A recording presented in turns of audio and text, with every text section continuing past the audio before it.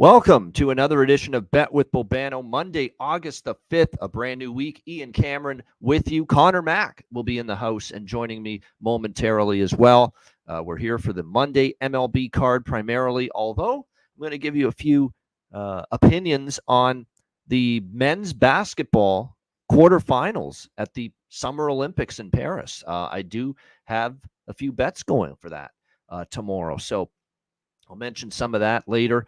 At the end of the show, we've got Germany versus Greece, Australia versus Serbia, France versus Canada, USA versus Brazil, the four quarterfinals in the men's basketball. So we'll throw out some picks for that at the end as well. A reminder before Connor Mack joins us and before we get into the MLB card, last week I unleashed it, the season win totals and futures betting report for NFL and college football. It's now available. It's posted at both the Dub Club subscription platform home, where you get the full report, every wager, and the best bets only from that report at SoBet. So make sure you get on board with that. The 6 months all sports discount from $400 down to $250 US. All sports now through, actually, I should change that because now we're into August. It's now through February, and it'll include the entire NFL and college football season. 22.2 units of profit in NFL and college football combined last year. Entire NFL and college football season, the report, the win totals and futures report will be part of that as well. And again, this 6 months all sports discount valid through August 24th, the first day of the college football season. So make sure you get on board with that now. It looks like we have CMAC just about to join us. So with that in mind, we are going to take a look at the Monday MLB card, and we will begin with a game that's going to start in about an hour from now. New York Mets, St. Louis Cardinals. It's pretty much even money, minus 110, both sides here with the Mets and the Cardinals. Sean Manaea on the mound for the Mets, and Andre Pallante going to get the start here for the St. Louis Cardinals. We've got pretty much even money, minus 110, both sides, 9 being the total here in this game. We've got Sean Manaea, the lefty, on the mound for the New York Mets. You look at how he's fared. You look at his numbers. He struggled in June, but you look at his numbers recently, a little bit better the last 2 starts. He had a 7-inning soda, 2-hit shutout ball, 11 strikeouts in that game against the Minnesota Twins. So a very impressive performance overall from Sean Manaea in that game. We'll see if he can keep it rolling here tonight against St. Louis. Cardinals lost 6-2 last night, Sunday Night Baseball, to the Chicago Cubs at Wrigley Field.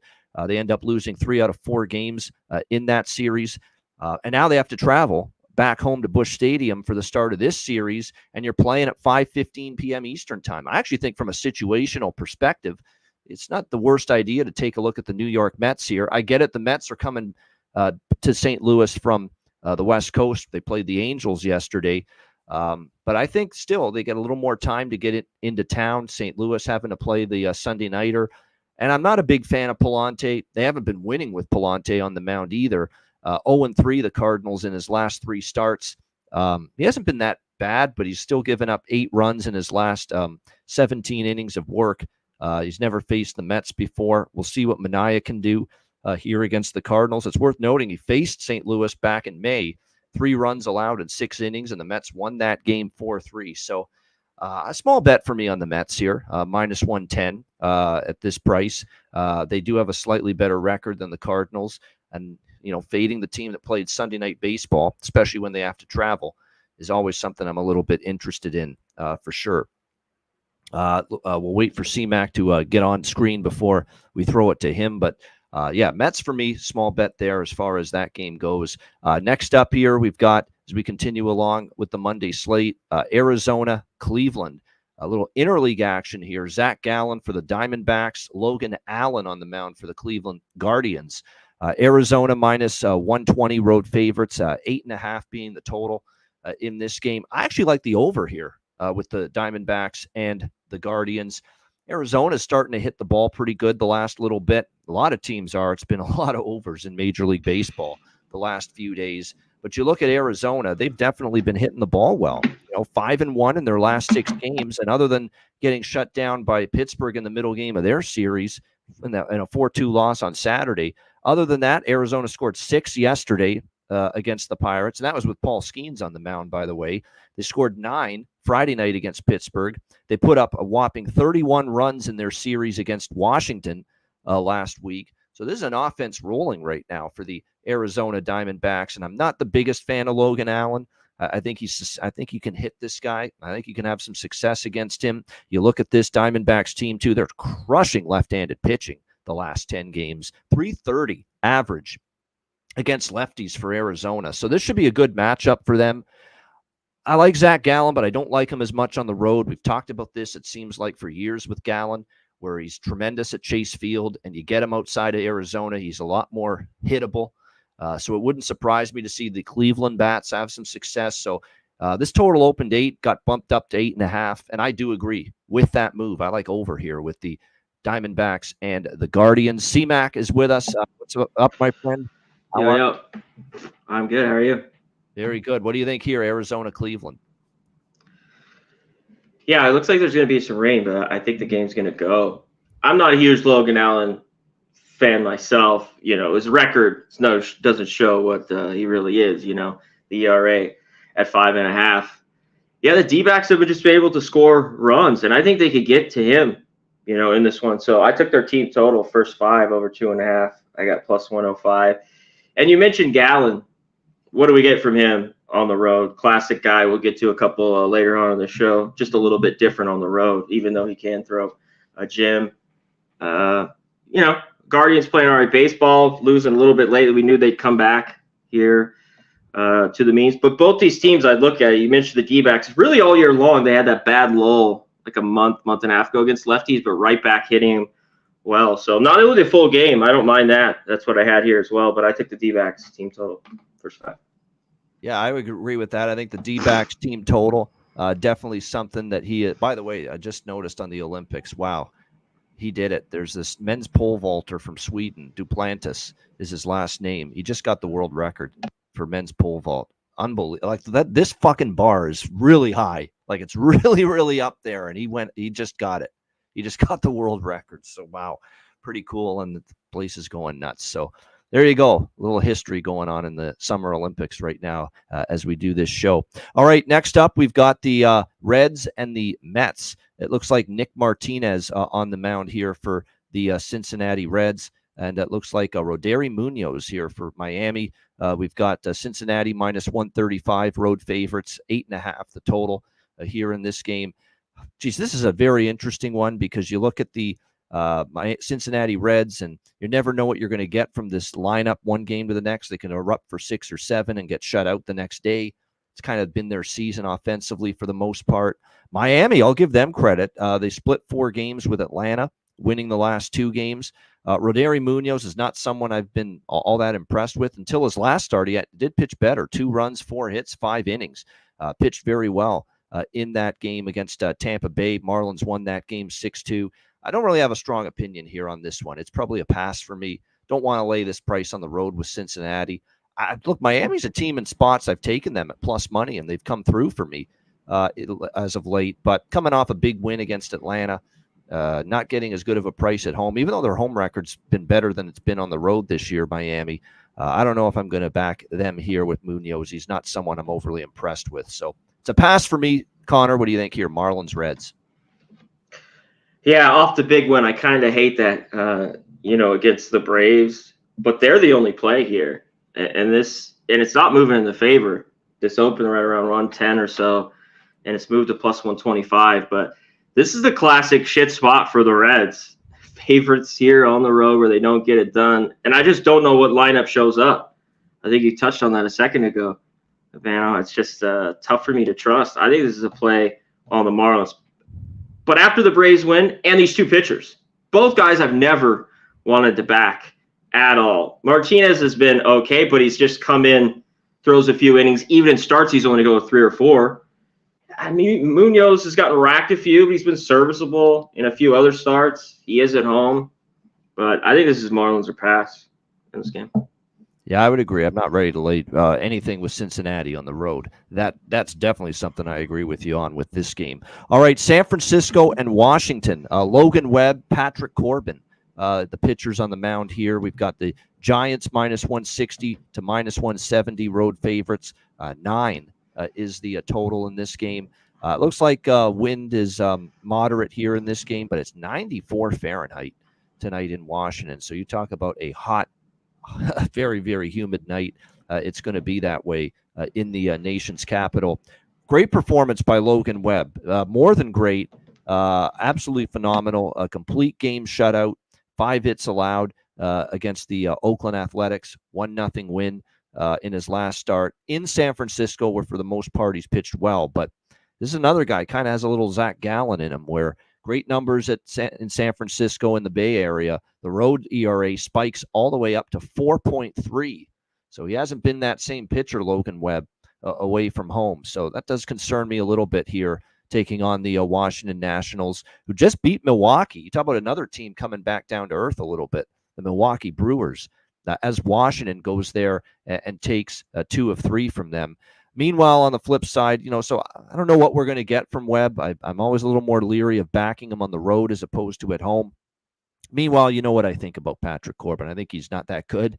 Although he was pitching a little bit better the last month than we're usually used to with him until his last start, where he just got absolutely destroyed by the Arizona Diamondbacks. One of the ugliest stat lines you'll ever see. 11 runs, 13 hits in just 3 innings. That's right. 3 innings. He allowed 11 runs on 13 hits against the Arizona Diamondbacks. Arizona punched in 2 touchdowns and kicked a field goal in that game with a 17-0 win. It was not Cardinals versus Commanders. That actually was Diamondbacks versus Nationals in that game. 17-0 in favor of Arizona.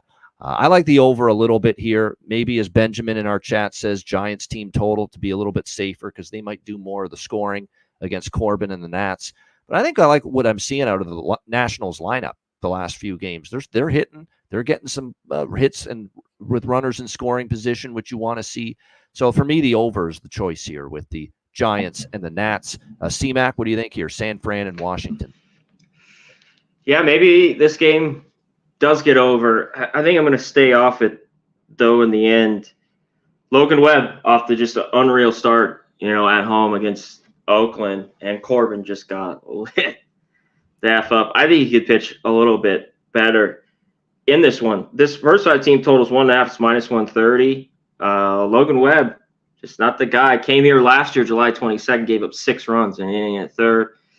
I think he get hit again. Nats last couple of days at good plus money. This, I get almost plus 160 here. I got to take a shot with the Nats. And I'm going to probably take their team total, first 5 over 1.5. All right, Houston and Texas, Hunter Brown, Andrew Heaney, the pitching matchup in this one. We've got, Houston did open minus 125 road favorites. Money coming in here on the Rangers, minus 110, 8.5 the total. Texas over the weekend, losing 2 of 3 to Boston, losing 2 of 3 to St. Louis. Texas Rangers clearly going in the wrong direction, 6 games below 500 now, fading away a little bit. This is still a very huge series for them because if they want to keep any sort of contact with Houston or Seattle, for that matter, in the AL West, they've got to start winning head-to-heads against teams like this. We'll see what Houston can do here, but I'll tell you what, they loaded up before the trade deadline, adding pitchers, adding a couple other bats, and yet Houston is just 2-5 in their last 7 games. They lost 2 of 3 at home to Pittsburgh. They lost 2 of 3 at home to the Tampa Bay Rays, who were sellers at the deadline, and they only scored 1 run in the last 2 games combined of that series. So I guess I kind of understand the reluctance to bet Houston here. That being said, I like Hunter Brown a lot. He did struggle in his last start against Pittsburgh, but before that, he had really pitched well the last couple of months. I think maybe a chance for him to bounce back. His numbers against Texas, pretty solid. He pitched against them just recently and held them to 2 runs in 6 innings. I'm not a big Heaney fan, and he's been lit up the last 2. 10 runs, 9.1 innings. I haven't bet it yet, but I'm more interested in Houston now that they're a slight dog, because I trust Hunter Brown more than Andrew Heaney. I know Houston's not been great the last two series, but if I'm betting this one, it's the Astros for me. C-Mac, what do you think here? Battle of Texas. This has just been a tough series between these two teams the last few years. It seems like one team gets their ass kicked. Last year the Astros needed it bad, went there, swept them, and then they've gotten swept. It's just been back and forth. And what do you get? Both these pitchers have been hit by these teams. It kind of seems like, can we get runs in this game? But all of a sudden the Astros haven't hit anything lately. Haven't been able to score any runs. It seems like the last week and a half. So that's tough. And the Rangers always play them tough, it seems. So maybe this is a bargain on the Astros. I kind of agree. I'd rather have Brown. Sometimes his road starts, though. I don't know what I'm going to get. I just he can look fantastic and he can get lit up. So just a tough game overall. I got to be off. But I think there's some props. It's tough to look at some of these numbers of some of these guys and not want to take them. I'll throw one out there. Someone asking about a home run prop. It's from the last game. Cuban Wayne Gretzky. Good question. Home run props. I haven't been involved in the props as much, but here's one that I noticed just because of his track record against Corbin for San Francisco, and that's Conforto. And remember, Conforto saw a lot of Corbin with the Mets earlier in his career, and he's I think he's 15 for 34 and 4 or 5 home runs against Corbin in the past. So there's someone maybe to look at tonight in that game. Michael Conforto for the San Francisco Giants, who's done a number on Patrick Corbin in the past. So that's definitely one that kind of stuck out to me there with that game. All right, next up, as we continue along, we've got the Minnesota Twins and the Chicago Cubs, another interleague matchup here. David Festa, Kyle Hendricks on the mound. Twins road favorites, -125. The total at 8 in this one. Don't really love either pitcher, so it's an automatic lean over for me. I don't trust Hendricks, not by any stretch of the imagination. Although he wasn't bad, I guess, against the Reds in his last start. 3 runs, 4 hits, 5 innings. Before that, he got lit up by Kansas City. Just his overall numbers aren't great on the season for Hendricks. 6.86 ERA, 6.23 ERA here at Wrigley Field this season. So he definitely has struggled here in this ballpark. Meanwhile, you've got David Festa here for the Minnesota Twins. He's made 2 starts here with the Minnesota Twins. One was terrible. One was a lot better. And it was this recent start that was a lot better against the Mets. 2 runs, 3 hits, and 5 innings. But overall, he's more of a reliever than a starter. And he has a 6.98 ERA for the season overall, which isn't great. So for me, it's over if I bet this one, Twins and Cubs. C-Mac, what do you think here? I kind of agree with you. The wind's kind of blowing in here at Wrigley. I wanted to look at it a little bit more. Looks like it's over 10. But I don't trust these pitchers. It's been tough for me. ERAs are almost 7 for these two guys. Yeah. Oh yeah, it's tough for me to even trust Hendricks. He had a nice little spurt there where he was pretty good. The Cubs the last few days have scored some runs. Kind of came up late. I knew they blew that game in St. Louis, but they took a couple of those as well. And a bad loss for me in that first one. Or the Cardinals blew it.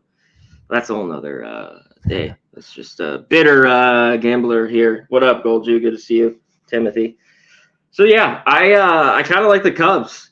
I take them. I think playing a little bit better ball with this kid Festa on the mound, even though you have Hendricks. And maybe look team total. How big is this wind affected? I know Wrigley's one of the more bigger ones, but I've seen as long as it's not over 15 to 20, games have gone over 7.5, even this year, about, with bad pitching. No, I agree. I mean, I think when you look at this matchup, it should go over even with the wind blowing in. It doesn't mean that every game is going to go under at Wrigley just because the wind's blowing in, but these are definitely 2 pitchers I don't trust. You're right about that. And by the way, this Minnesota lineup, now look, they're playing Chicago. Horrendous. I get it. But my goodness, the last 4 games, including their final game against the Mets, they've scored a combined 37 runs in their last 4 games. The Minnesota Twins. They got Royce Lewis back, too, in that lineup now. Yeah.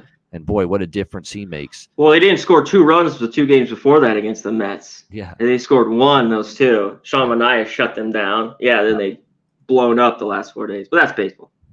That is, well, that's baseball too when you play the Chicago White Sox. Let's be honest. That's Yeah. often what can happen. 20 losses in a row, by the way, now for the Chicago White Sox. Horrendous stuff.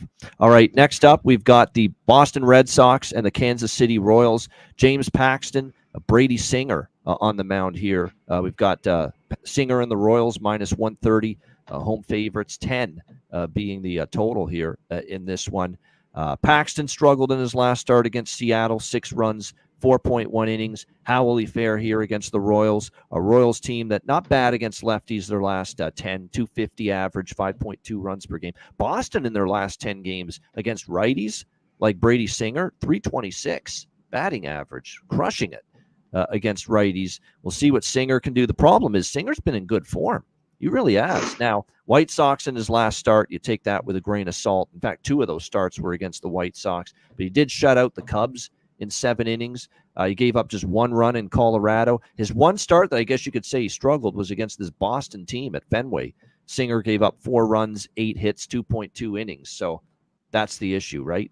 And that's probably why the total 9.5, it's been bet up to 10. Yes, Singer's form is great, except that one start against the team he's playing tonight, the Boston Red Sox, who kind of did a number on him at Fenway Park just last month in July. So I don't know. 10's pretty high, though, because of for this total. So I don't know if the value is good enough to bet it, but I don't know if I will with the over here, Red Sox and Royals. Tell you this, though, I do lean a little to Kansas City in this game. Paxton, not someone I trust on the road. Boston is coming off a win against Texas over the weekend. But I think I still favor Singer over Paxton pitching-wise. C-Mac, what do you think here? Red Sox, Royals. Yeah, Paxton's just the road. It just hasn't been easy for him, tough to back. I've been wanting to find ways to back the Red Sox even more and more. And kind of even a game like this is super important when you check out these teams, the records.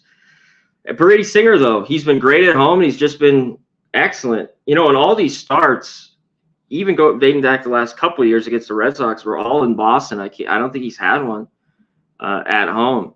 When I was looking through it, I'd have to double check. The one bad start against Boston that I mentioned, that was at Fenway. And this is a guy that's 2.2 ERA at Kauffman Stadium this year in Kansas City. He's been very good here. Yeah, he's just been really good. So this is a tough game. I kind of still roll here with the Red Sox. It's just, I don't know what we get from Paxton. It seems like he's going to give up at least 3, right? Maybe look at the Royals team total early. All right, we move along here. Just a couple of games left here on this Monday MLB slate. White Sox, aforementioned Chicago White Sox and the Oakland Athletics. We got J.P. Sears, and it looks like we've got a pitching change here. It was going to be Cannon. Looks like it's going to be Bush now on the mound here for the Chicago White Sox. We'll see if we can get some info on him. But yes, pitch Kai Bush, the lefty, now the starter, 24 years old. It looks like he is this guy has a 6.16 ERA in Charlotte. I mean, that tells you all you need to know about the White Sox. The pitching is so bad that the guy they're calling up here, Kai Bush, he's got a 6 ERA in the minor leagues. That is definitely not what you want to see here in the major leagues. Look, Chicago is not just losing. We talked about the 20 games in a row that they've lost. It's not just they're losing. Like, they're getting blown out. Like, where are the close losses? Most of these losses, they're getting drilled by like 2 runs, 3 runs, 7 runs, 4 runs, 6 runs. They're not just losing. They're losing by margin. I say this, if you're going to get involved in this game, you just take the run line with Oakland. You trust that Chicago is going to lose by margin again. And the question is, do you trust J.P. Sears? And the one thing I'll say about J.P. Sears is he's coming off a gem against San Francisco in his last start. I don't love that his home ERA is 5, but Chicago's at a point where even some really mediocre pitching throughout the season has been able to shut them down. So, and they just find ways to lose. Their bullpen is pathetic.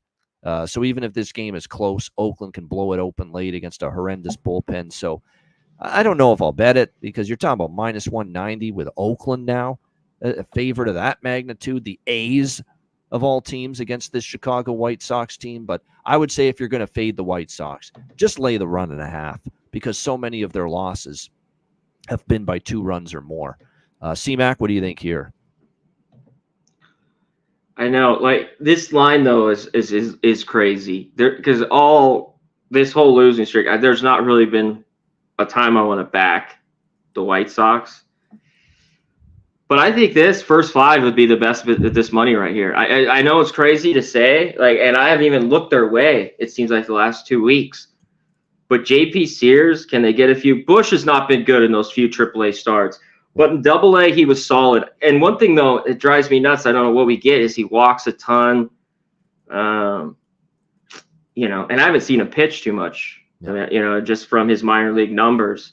But in AA he had some good starts. So could he go out and give you, at least 2 times through the lineup, maybe 4 or 5 innings? So as crazy as I sound right now, I look at the White Sox first five I would and take the team. over too, because look, White Sox have been an over machine. Their bullpen's that bad. They have actually scored a few more runs lately too. That's worth noting. And it looks like there's a wind blowing out too tonight in Oakland. If you look at Oakland too, I mean, Brent Rooker, you just kind of keep going back to him. Butler's cooled off a little bit, but Toro, look to them. And this White Sox, like the righties in there here off Sears, I think maybe could get a couple. I'm going to wait on this. I probably sound like someone who's nuts, but I think there's value. Not full game. White Sox all year have been first five. They at least have won games, better pitchers than this. And then they folded late. But yeah, I might be crazy. But I know I preached just last week. How can you take a team that keeps losing, but then you get the Oakland A's minus 200, and I'm like, they still suck. They still suck here. Yeah. This team's 46 and 67. No doubt. That's the thing. You're talking about minus 200 with a 46 and 67 team, Oakland. That tells you how bad it's been for Chicago. That we're talking about minus 200 here with the Oakland Athletics in this game.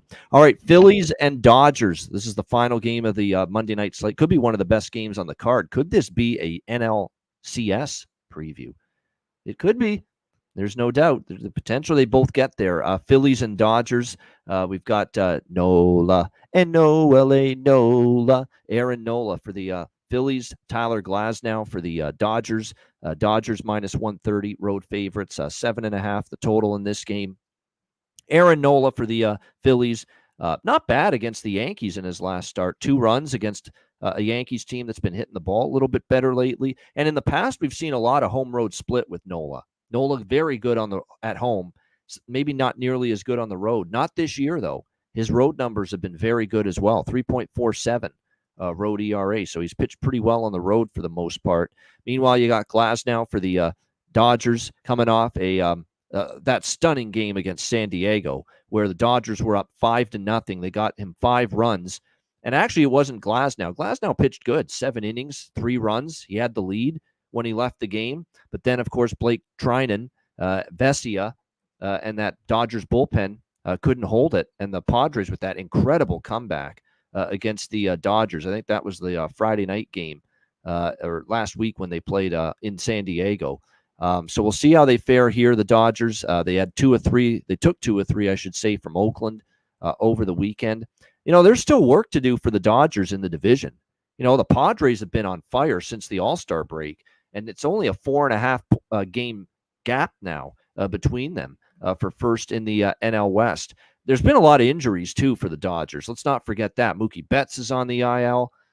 They've been without Chris Taylor for a while. Freddie Freeman hasn't played for a while, but it looks like Freddie's back tonight for the LA Dodgers. So, that's going to be a welcome return to see Freddie Freeman and his bat return to the lineup for this game. With Glasnow pitching a little better here since the All-Star break. His 2 starts since the break, he's given up 5 runs in 12 innings. Better stuff from him because he kind of had a struggle in 2 starts before the break. Glasnow has given up 3 runs or less in 4 of his last 5 starts. He pitched against the Dodgers last month in Philly and held them to 1 run. Meanwhile, Glasnow, he did not face the Phillies in that earlier series, but his numbers overall this season at Dodger Stadium, pretty solid, 3.63. Could we get a first 5 under here with these 2 pitchers? Maybe. Kind of feels like maybe we could see a lower scoring start. with these two squads. So I would probably lean in the direction of a first 5 under in this one. I'm off the side, though. I am with the Phillies and the Dodgers. My first thought, too, was Phillies as a dog with Nola on the mound. But, you got the Dodgers with getting Freeman back, as cheap as they'll ever be, probably playing at Dodger Stadium, only laying what, minus 125, minus 130. So I'm staying off the side. Could this stay under in the first 5? I kind of think it could. So I lean in that direction. CMAC, big game, big series. What do you think here? Yeah. Dodgers. I think it could, especially both these pitchers are on. This could just stay under, but I don't buy it. One thing I gotta really see to believe is Glasnow. Just he's never thrown this many innings, and I mean, like, obviously he's really good, but I don't really trust him at all. Both these teams are coming from Oakland and Seattle. Phillies finally snapped that losing streak. They lost 5 or 6. Yep. I do like that. I just think there's value with him. Nola's big question mark. A lot better this year on the road. There's a few of these Dodgers that have hit him, a few that haven't. Freddie Freeman will be back tonight in the lineup. And, yeah, they're waiting on Mookie Betts. But, yeah, give me the Phillies here. I got plus 122. I just had to take it. I think they're the better team. And as bad as they've kind of been playing right now, I don't think the Dodgers really – and it was a good couple wins there. But I think they're ready to get pitching healthy. Some of these guys back that have been awful, and Betts back to really get rolling here before the playoffs. No doubt. Good stuff. And like I said, before we get to best bets, I said I would early in the show, and I'm a man of my word. I'm going to throw out a few bets that I've already placed because I've done the work. I've been watching this Olympic men's basketball tournament from the start. We got quarterfinal Tuesday in men's basketball at the Olympics. We've got Greece versus Germany.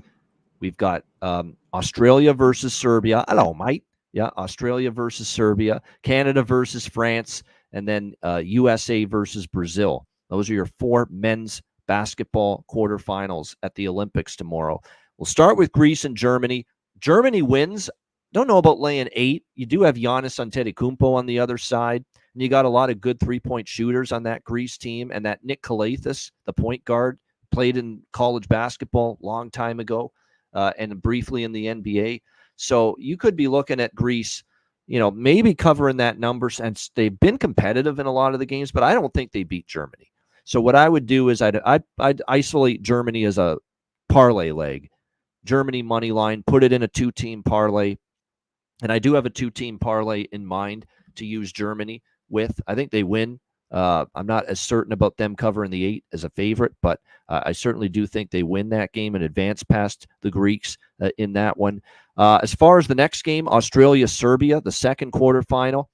I know Nikola Jokic, right, on Serbia, absolutely capable of a dominant performance. But I like the Australia team top to bottom. I think it's going to be a team that's capable of, with their shooting ability. I think they're a decent enough defensive group, to be able to keep this one relatively competitive here against Serbia. So taking the plus points here, 7.5 with the Aussies against Serbia, I think it's worth a bet. I think it's a good position to take in that one. I think it's a competitive game. And then you look at Canada-France. Canada 8-point not road favorites. Canada 8-point favorites. They're actually not road favorites. It's actually going to be a very hostile environment for that. Not hostile, but look, the Olympics are in Paris. It's going to be a heavy French contingent that they'll have to deal with. They'll also have to deal with Victor Wembanyama, but outside of the crowd and Victor Wembanyama, you can't tell me Canada's not the much better team. I think they do advance. I do respect, though, France on their home court, home soil, crowd on their side. That is going to give them, and I think they could be competitive. Canada's had a recent habit of letting teams hang around in these games. And this could happen here, but I do think they will win. I would pair Canada with Germany. I mentioned the 2-team parlay. That is what I've got going for the quarterfinals. Canada in a 2-team parlay along with Germany. Just asking both of those teams to win their respective quarterfinal matchups. That's the approach I'm going to take. And if you put those two together, Canada, Germany, it's about minus 145, minus 1. It's not the greatest price, but minus 145, minus 150 for both Germany and Canada to advance to the semifinals. I think that's worth a look. I've got that parlay going. As I mentioned, Australia plus 7.5 against Serbia. And then the fourth quarterfinal, Brazil against the U.S. USA 26.5 point favorites, 185.5 the total. U.S. is going to win. There's no doubt. But you also have to worry about, they get a big margin. Are they going to pedal to the metal for 40 minutes and just, completely blow the doors off a Brazil team that's given a pretty spirited effort in most of their games throughout the tournament? I'm not so sure about that. I think it's just we are talking quarterfinal. We are talking about win or go home. Even if Brazil is down by 18 or 20 or 22 points in the fourth quarter, they're probably not packing it in or mailing it in, and they could easily, the back door is wide open. You're getting 26.5, 27 points. So the U.S. certainly talent-wise, if they're on their game, I mean, they're a loaded team. There's no reason the U.S. shouldn't win gold. I mean, with the roster they have, they really should. But I think in this spot, that's a lot of points. I could see Brazil maybe covering late, staying inside a massive number like this, 27 in this one. Remember, I cashed a ticket with South Sudan against the U.S. in the preliminary round of this tournament. So to me, I don't know. I wouldn't be looking to lay 26.5 with the U.S., especially they got bigger fish to fry too. It's win in advance, get on to the semifinals. You'll have a bigger opponent there. So Brazil plus the points, worth a small bet there, in my opinion, even though obviously they're not going to win the game. And I would say over. I would say over there too. I could see the U.S. doing a number with offensively against Brazil, but I could see Brazil, especially late. U.S. intensity may not be there defensively late in the game if they're up by such a big margin. So I think that game could find its way over the total as well. So there's my thoughts on the quarterfinals in men's Olympic basketball tomorrow. C-Mac, have you gotten a chance to watch any of that so far? Oh yeah, yeah. Too, I'll have a few bets. I might have a few props as well in a few of these games. The livest dog, in my opinion, is Australia tomorrow. I'm on. I'm on them. You just touched on. I'm on them plus 7.5. And the only other one, I take a little bit with Brazil. You were talking about. I was on Sudan. I know it ran away late. But they still covered that 13.5, and lost by 11. And they should just trounce Brazil, but I think they can hang around. That's a ton of points. And these teams aren't bad like 30 years ago where the original Dream Team was blowing them out by 50, 60. These games are a little bit closer, even with the U.S. being so good. So I like it, but I'm definitely on the Aussies plus 7.5. That's right. I'd go in this order. I'd go in the order of Australia. We're talking just covering the number. We're not talking about winning the game. Winning, yeah. So I'd still put Brazil probably as my second favorite underdog, just because it's so many points, and I could see, the U.S. winning by like 20 to 25. They don't have to win by 30. Can Greece hang around? Like I don't think they're good enough to beat Germany. So I've got Germany parlayed with Canada. Just to win. Now Canada's got to deal with that crowd, okay, and because it's obviously in Paris, and Canada's got to. It's going to be more that of all the games. It's almost like a road game for Canada because obviously this is it. So this is not a gimme for Canada, but if you match up the rosters, they should get it done. They should. But I don't want to be sitting there with Canada minus 7.5, where it's a 4 or 5 point lead for them in the final 10 seconds, which I could see that. I could see this being a competitive game, and I just don't want to be dealing with laying this kind of a number in an elimination round type of game. So that's why I've got Germany and Canada in a parlay together at minus 140. All right. There we go. That's tomorrow. I'm looking forward to it. We're now the good stuff. The group stage of the basketball, there's so many blowouts and, a lot of the games we kind of know what's going to happen, but now we're getting to the goods. Then when we get to the semis and the medal round, my goodness, then we're going to see some really good matchups here in the men's basketball at the Olympics. All right, great stuff. It's time for best bets to wrap up this edition of Bet with Bobano. C-Mac, we'll start with you. What do you got for a Monday best bet? Yeah, I was going to go with the Nats team total, but give me this dog here. Plus 122. Phillies. I don't trust the Dodgers, even with Freddie Freeman back. Phillies as a dog, plus 122. All right, Philadelphia Phillies, probably the game of the night in Major League Baseball there. Plus 122 against the LA Dodgers. Best bet for Connor Mack. My best bet, I'm going to see if there's 8 still available or if it's just 8.5 across the board with this one. But I'm just going to take a look here. Oh, there's an 8 at Pinnacle. Very good. I will take it. Arizona Cleveland, over 8 minus 115. With the Diamondbacks and the Guardians. I actually like that Giants Nationals over quite a bit too, but I decided I'd go with this one for best bet. Arizona, Cleveland, over 8, minus 115.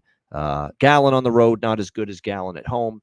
And Logan Allen just hasn't been great anywhere. His ERA well over 5. And Arizona's swinging the bat well right now. So I expect runs. Cleveland, actually, a lot of their games with Baltimore high scoring over the weekend as well. So Guardians and D-backs for me, over 8. Minus 115 for my best bet. Great stuff on the Monday edition of Bet with Bobano. Shout out to everyone in the chat. Benjamin Mills, Timothy Hake, Cuban Wayne Gretzky, Gold Jew, Mr. Heat, and everyone else tuning in on either Facebook, YouTube, or Twitter X. Hit the like button on the way out. We appreciate it very much. And a reminder, football season's right around the corner, a few weeks away. Definitely looking forward to that. All right, great show. Thanks to everyone for tuning in. For Connor Mack, I'm Ian Cameron. Have a great Monday night. Enjoy the games and good luck. Bet like Tony Soprano. Bet with Bobano. And we'll see you tomorrow on Tuesday for another edition of Bet with Bobano.